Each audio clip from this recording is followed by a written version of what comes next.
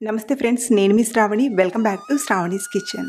ఈరోజు మన ఈ వీడియోలో వినాయక చవితి స్పెషల్గా ప్రసాదాలను చూపించబోతున్నాను. పండుగ రోజున మనం ఇలా ప్లాన్ చేసుకొని ప్రసాదాలు చేస్తే త్వరగా చేయడమే కాదు, చాలా బాగా కుదురుతాయి.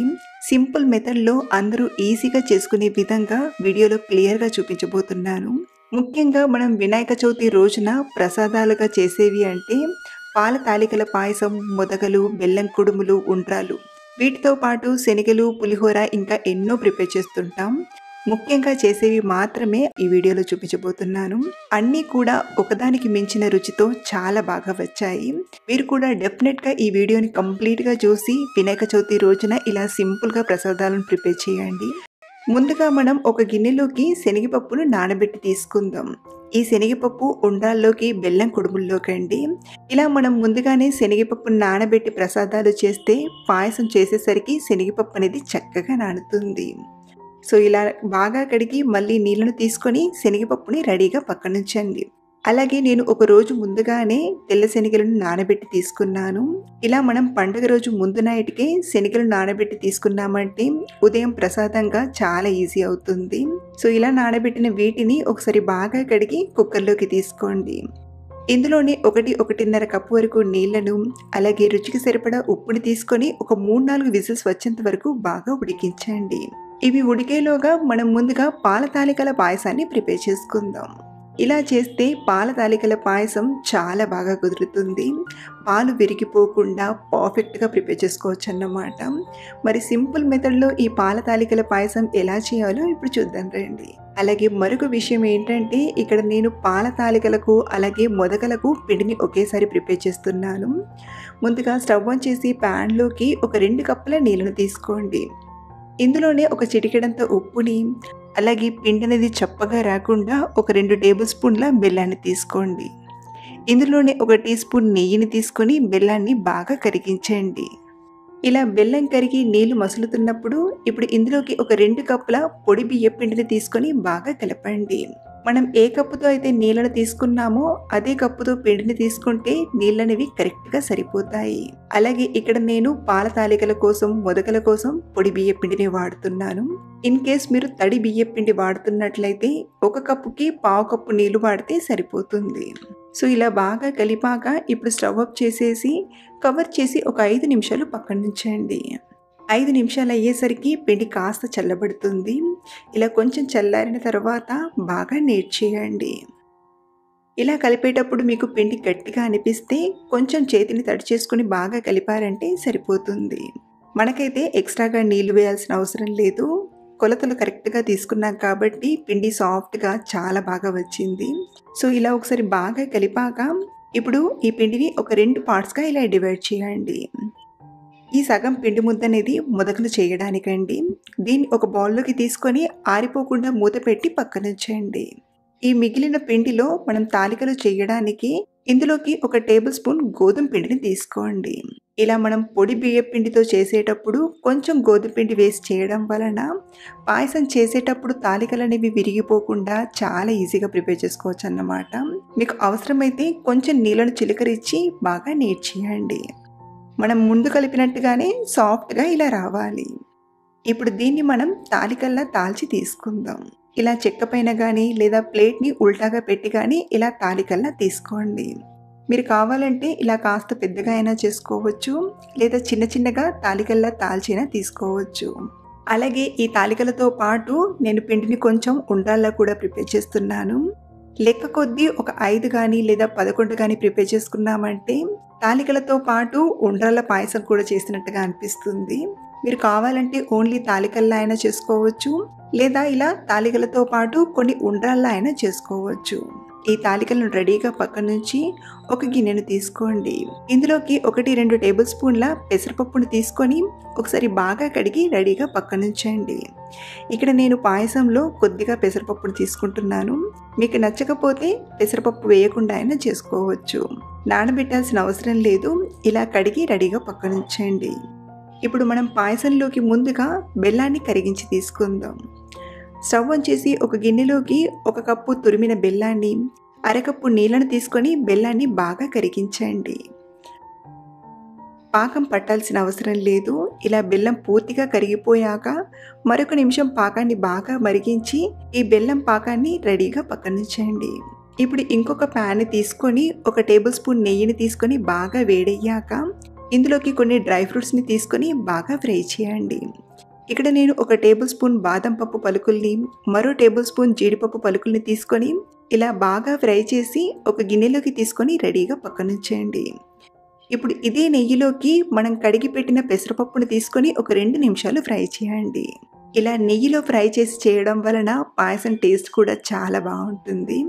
సో పెసరపప్పు అనేది ఇలా బాగా ఫ్రై అయ్యాక ఇప్పుడు ఇందులోకి ఒక 1/2 లీటర్ పాలను తీసుకోండి. ఇక్కడ నేను ప్యాకెట్ పాలను కంప్లీట్గా 1/2 లీటర్ వరకు తీసుకున్నాను. ఇందులోనే ఒక 1/2 కప్పు వరకు నీళ్ళను తీసుకొని పాలను బాగా మరిగించండి. పాలు మరగడం స్టార్ట్ అయ్యాక ఒక 2 నిమిషాలు మరిగించామంటే ఇందులో వేసిన పప్పు అనేది కాస్త ఉడుకుతుంది. చూడండి, పప్పు ఇలా 2 ముక్కలు అయ్యేలా ఉడికితే సరిపోతుంది. ఇప్పుడు ఇందులోకి మనం ప్రిపేర్ చేసిన పాల తాలికల్ని తీసుకొని స్లోగా కలపండి. ఇప్పుడు మూత పెట్టి మంటను మీడియం ఫ్లేమ్లో పెట్టి ఒక 2-3 నిమిషాలు ఉడికించండి. 3 నిమిషాల తర్వాత మూత తీసి తాలికలు కూడా కాస్త ఉడికాయి. ఇప్పుడు ఇందులోకి మంచి టేస్ట్ కోసం 1 టేబుల్ స్పూన్ కొబ్బరి తురుమును తీసుకుంటున్నాను. అలాగే పాయసం అనేది కొంచెం చిక్కబడడానికి ఇంకొక గిన్నెలోకి 1-2 టీ స్పూన్ల బియ్యం పిండిని తీసుకొని కొంచెం నీళ్ళను తీసుకొని పిండి ముద్దలు లేకుండా కలపండి. ఇలా బాగా కలిపాక పాయసంలోకి తీసుకొని స్లోగా కలపండి. ఇప్పుడు ఈ పాయసాన్ని ఒక 2-3 నిమిషాలు ఉడికించామంటే లైట్గా చిక్కబడుతుంది. చూడండి, 3 నిమిషాలు అయ్యేసరికి పాయసం కాస్త చిక్కబడింది కదా. మనకు ఈ కన్సిస్టెన్సీ వచ్చిందంటే పాయసం చాలా బాగా వస్తుంది. మరీ పల్చగా ప్రిపేర్ చేసామంటే బెల్లం సిరప్ తీసుకునేసరికి ఇంకా పల్చబడుతుంది కాబట్టి ఇలాగే చేయండి. చివరిగా మంచి ఫ్లేవర్ కోసం 1/2 టీ స్పూన్ యాలక్కుల పొడిని, అలాగే మనం ఫ్రై చేసిన డ్రై ఫ్రూట్స్ని తీసుకొని స్లోగా కలపండి. ఇలా కలిపాక పాయసం అనేది వేడిగా ఉంది కాబట్టి ఇది కొంచెం చల్లారేంత వరకు మూత పెట్టి పక్కనుంచండి. ఒక 5-6 నిమిషాలు అయ్యేసరికి పాయసం అనేది కాస్త చల్లబడుతుంది. పాయసం కొంచెం చల్లబడ్డ తర్వాతే మనం తయారు చేసిన బెల్లం సిరప్ని తీసుకోండి. ఇలా వడగట్టి తీసుకున్నామంటే బెల్లంలో ఏమైనా నారల్లాంటివి ఉంటే అవి ఈజీగా సెపరేట్ అయిపోతాయి. మీరు కూడా ఇలా పాయసం కొంచెం చల్లబడ్డ తర్వాతే మనం ముందుగా ప్రిపేర్ చేసిన బెల్లం సిరప్ని తీసుకొని బాగా కలపండి. చూడండి, మంచి కలర్ఫుల్గా పర్ఫెక్ట్ కన్సిస్టెన్సీతో పాల తాలికల పాయసం తయారైపోయింది. ఇప్పుడు మనం మొదకలని ప్రిపేర్ చేసుకుందాం. మషిన్తో పని లేకుండా చేతితోనే చాలా సింపుల్గా మంచి డిజైన్తో ఇలా మొదకల్ని చిటికెలో చేసేయచ్చు. మీరు కూడా ఈ పండగకి ఇలా హ్యాండ్ మేడ్ మొదకల్ని డెఫినెట్గా ట్రై చేయండి. ముందుగా మొదకల కోసం స్టఫింగ్ని ప్రిపేర్ చేసుకుందాం. స్టవ్ ఆన్ చేసి ప్యాన్లోకి గ్రైండ్ చేసిన 1 కప్పు పచ్చి కొబ్బరి తురుమును తీసుకోండి. ఇందులోనే ఒక 1/4 కప్పు బెల్లం తీసుకొని బాగా కరిగించండి. మీరు స్వీట్ తక్కువగా తినేవారైతే 1/4 కప్పు ప్లేస్లో 1/2 కప్పు బెల్లాన్ని తీసుకొని కరిగించండి. బెల్లం కరిగే కొద్దీ కొంచెం పల్చగా అయి కొబ్బరి తురుముకు స్వీట్ అనేది బాగా పడుతుంది. ఇలాగే మరొకటి 2 నిమిషాలు ఉడికించామంటే ఇది ఇంకొంచెం దగ్గర పడుతుంది. ఇది కాస్త గట్టిపడ్డ తర్వాత మంచి ఫ్లేవర్ కోసం 1/2 టీ స్పూన్ యాలకుల పొడిని, అలాగే సన్నగా తరిగిన 1-2 టీ స్పూన్ల కాజు ముక్కల్ని తీసుకొని బాగా కలిపి స్టవ్ అప్ చేసేసి ఒక గిన్నెలోకి తీసుకోండి. ఇక్కడ నేను ముందుగానే మొదగల స్టఫింగ్ కోసం పాయసం, ఉండ్రాళ్ళు, కుడుముల్లోకి వేయడానికి కొబ్బరిని కొంచెం ఎక్కువగానే తీసుకుని గ్రైండ్ చేసి రెడీగా పెట్టానండి. మీరు కూడా ఇలా కొంచెం కొబ్బరిని ఎక్కువగా గ్రైండ్ చేసి పెట్టారంటే కుడుముల్లోకి, ఉండ్రాల్లోకి, పాయసంలోకి కొబ్బరి వేయడానికి ఈజీగా అందుబాటులో ఉంటుంది. పండుగ రోజున సులువుగా చేసుకోవచ్చు. ఇలా ముందుగా మనం ప్రిపేర్ చేసిన మొదకల పిండిని తీసుకొని చిన్న బాల్ సైజ్ అంతా తీసుకొని రౌండ్గా చేయండి. ఇప్పుడు దీన్ని మనం చిన్న గిన్నె సైజులో ఇలా నొక్కుతూ చేయండి. ఇలా నొక్కేటప్పుడు మీరు కావాలంటే చేతికి కొద్దిగా నెయ్యిని కానీ లేదా వాటర్లో తడి చేసుకుంటూ కానీ ఇలా చేశారంటే చాలా ఈజీగా క్రాక్స్ రాకుండా మంచి షేప్లో చేసుకోవచ్చు. సో ఇలా గిన్నె షేప్లో చేశాక ఇప్పుడు ఇందులోకి మనం తయారు చేసిన స్టఫింగ్ని 1 టీ స్పూన్ అంతా తీసుకోండి. ఇప్పుడు నేను వీడియో క్లిప్లో ఎలా అయితే చూపిస్తున్నానో అలాగే చేతిని ఫోల్డ్ చేస్తూ మొదకలా ఇలా చుట్టండి. మీరు వీడియోలో అబ్జర్వ్ చేశారంటే చాలా ఈజీగా ప్రిపేర్ చేసుకోవచ్చు. సో ఇలా పైనుండి అనుకుంటూ పైకి తీసుకోండి. సో ఇలా మంచి షేప్లో ముదకలా వచ్చేలా చేశాక దీనికి చుట్టూ డిజైన్ ఇవ్వడానికి ఇక్కడ నేను ఫోర్క్ స్పూన్తో ఇలా డిజైన్ ఇస్తున్నాను. ఇలా మీరు ఫోర్క్ స్పూన్తో కానీ లేదా టూత్ పిక్తో కానీ డిజైన్ చేయొచ్చు. ఇలా మనం చేతితోనే ముదకల్ని చాలా ఈజీగా తక్కువ టైంలోనే ప్రిపేర్ చేసుకోవచ్చు. మషిన్లో చేసే దానికంటే కూడా ఇలా చేతితో చేస్తే మంచి షేప్లో తక్కువ టైంలోనే అయిపోతుంది. సో ఇలా మనం అన్ని ముదకల్లా డిజైన్ చేశాక వీటిని స్టీమ్పై ఉడికించడానికి ఇక్కడ నేను ఉండ్రాలను, కుడుములను, ముదకలను ఒకేసారి స్టీమ్పై ఉడికిస్తున్నాను. మీరు కావాలంటే ఒక్కొక్కటి చేస్తూ అయినా ఉడికించవచ్చు, లేదా అన్నీ కలిపి చేసుకుంటే పండుగ రోజున తక్కువ టైంలో ప్రసాదాలన్నీ చేయొచ్చు కదా. సో ఇలా చేసిన ఈ ముదకల్ని రెడీగా పక్కనుంచండి.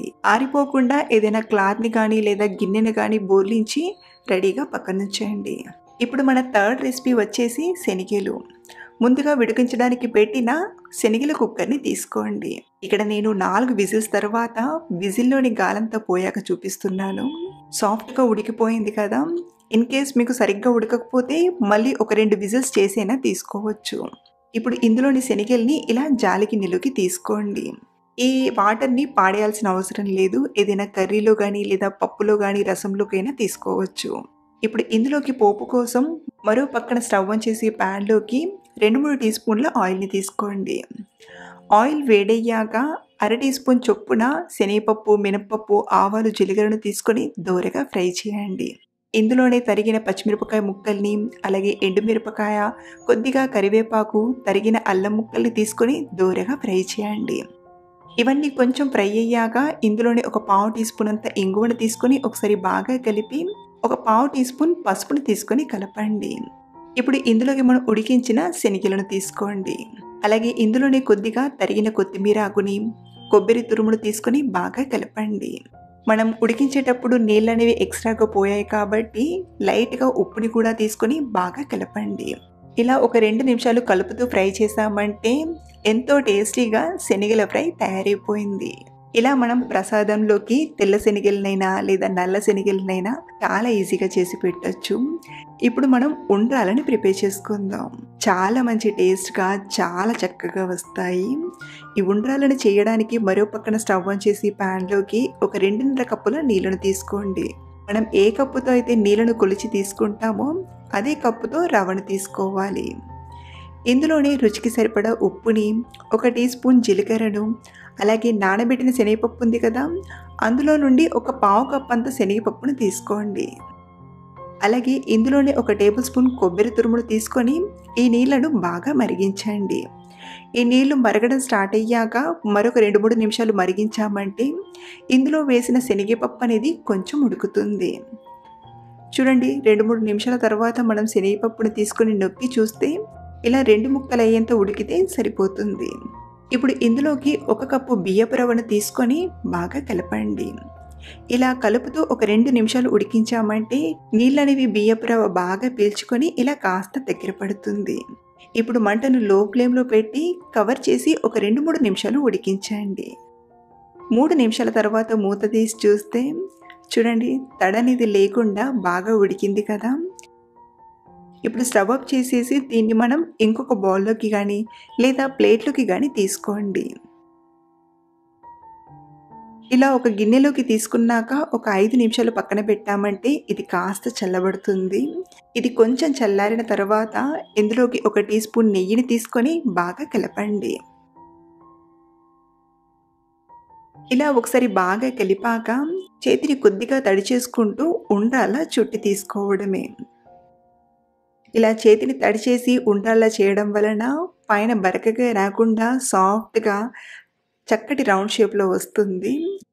సో ఇలా అన్ని ఉండ్రాల్లా ప్రిపేర్ చేశాక వీటిని కూడా స్టీమ్పై ఉడికించడానికి కుడుముల్ని చేసేంత వరకు రెడీగా పక్కనుంచండి. ఆరిపోకుండా ఏదైనా క్లీన్గా ఉండే క్లాత్ని కప్పి పక్కనుంచండి. ఇప్పుడు బెల్లం కుడుములు చేయడానికి మళ్ళీ స్టవ్ ఆన్ చేసి ప్యాన్లోకి 1.5 కప్పు వరకు నీళ్ళను తీసుకోండి. అదే కప్పు కొలతతో ఒక 3/4 కప్పు బెల్లం తీసుకొని బాగా కరిగించండి. ఇలా మనకు బెల్లం పూర్తిగా కరిగిపోయాక ఈ బెల్లం నీళ్ళను ఒక బౌల్లోకి తీసుకొని మళ్ళీ ఇదే ప్యాన్లోకి ఇలా వడగట్టి తీసుకోండి. నిజానికి నేను వాడే బెల్లంలో ఎలాంటి నలకలు లేవు. కానీ మీరు ప్రిపేర్ చేసుకునేటప్పుడు ఈజీ అవుతుందన్నట్టు మీకు చేసి మరీ చూపిస్తున్నాను. సో ఇలా ఫిల్టర్ చేశాక ఇందులోనే ఒక టేబుల్ స్పూన్ కొబ్బరి తురుమును, అలాగే నానబెట్టిన మిగతా శనగపప్పు మొత్తం తీసుకోండి. ఒక 2-3 నిమిషాల తర్వాత ఇందులో వేసిన శనగపప్పు అనేది ఇలా కొంచెం ఉడికితే సరిపోతుంది. ఇప్పుడు ఇందులోకి 1 కప్పు వరకు పొడి బియ్యం పిండిని తీసుకొని బాగా కలపండి. మనకు ఇలా పిండి అనేది కొంచెం పిండి ముద్దలా గట్టిపడాలి. అలాగే ఇందులోనే 1 టీ స్పూన్ నెయ్యిని తీసుకొని మరొకసారి కలపండి. ఇందులో ఇలా కొంచెం నెయ్యి వేసి చేయడం వలన కుడుములు మంచి షైనీగా చాలా మంచి టేస్ట్గా వస్తాయి. ఇప్పుడు స్టవ్ ఆఫ్ చేసేసి ఈ కుడుముల పిండిని ఒక ప్లేట్లోకి తీసుకొని కొంచెం చల్లారనివ్వండి. గోరువెచ్చగా ఉన్నప్పుడు దీన్ని ఒకసారి బాగా కలిపి ఇలా కలిపాక ఇప్పుడు చేతికి కొద్దిగా నెయ్యిని అప్లై చేసుకుంటూ కుడుముల షేప్లో ప్రిపేర్ చేసుకుందాం. రౌండ్గా చేసి అరచేతిలోకి తీసుకొని ఇలా ఫింగర్స్తో నొక్కామంటే ఫింగర్స్ అచ్చులనేవి పడి ఇలా కుడుము షేప్లో వస్తుంది. మీకు చెప్పేదానికంటే కూడా ఇలా వీడియోలో చూపిస్తే చాలా ఈజీగా అర్థమైపోతుంది. సో ఇలాగే ఈ పిండి మొత్తం కూడా కుడుముల షేప్ వచ్చేలా ప్రిపేర్ చేయండి. సో పిండి మొత్తం ఇలా కుడుముల్లా చేశాక మనం ప్రిపేర్ చేసిన మొదకలు, ఉండ్రాళ్ళు, కుడుములను ఆవిరిపై ఉడికించడానికి ఇక్కడ నేను ఇడ్లీ ప్యాన్లో స్టీమ్ చేస్తున్నాను. ఇడ్లీ ప్యాన్లోకి ఒక 2-3 కప్పుల నీళ్ళను తీసుకొని బాగా మరిగించండి. అలాగే ఇడ్లీ ప్లేట్స్కి నెయ్యిని చుట్టూ పైన బాగా అప్లై చేయండి. నీళ్ళు ఇలా మరుగుతున్నప్పుడు మనం నెయ్యి అప్లై చేసిన ఇడ్లీ ప్లేట్ని తీసుకొని ముందుగా కుడుములను తీసుకోండి. కుడుముల హైట్ తక్కువగా ఉంటుంది కాబట్టి ముందుగా ఇలా కుడుములన్నిటినీ తీసుకున్నాక పైన మళ్ళీ ఇంకొక ప్లేట్ని పెట్టి ఇప్పుడు ఇందులోకి మనం తయారు చేసిన మొదకలని అలాగే ఉండ్రాలను తీసుకోండి. ఇలా మీకు అన్నీ ఒకేసారి పట్టకపోతే ఒక్కొక్కటి చేస్తూ స్టీమ్పై ఉడికించైనా తీసుకోవచ్చు. కవర్ చేసి మంటను మీడియం ఫ్లేమ్లో పెట్టి 8-9 నిమిషాల పాటు బాగా ఉడికించండి. 9 నిమిషాలు ఇలా ఉడికించాక ఇప్పుడు ఈ ఇడ్లీ గిన్నెను పక్కకు తీసుకొని కాస్త చల్లారనివ్వండి. 4-5 నిమిషాల తర్వాత మూత తీసి చూస్తే చూడండి మొదకలు అనేవి మంచి షైనీగా చాలా బాగా వచ్చాయి కదా. ఇప్పుడు మొదకల్ని ఉండ్రాలను ఒక్కొక్కటిగా తీసుకోండి.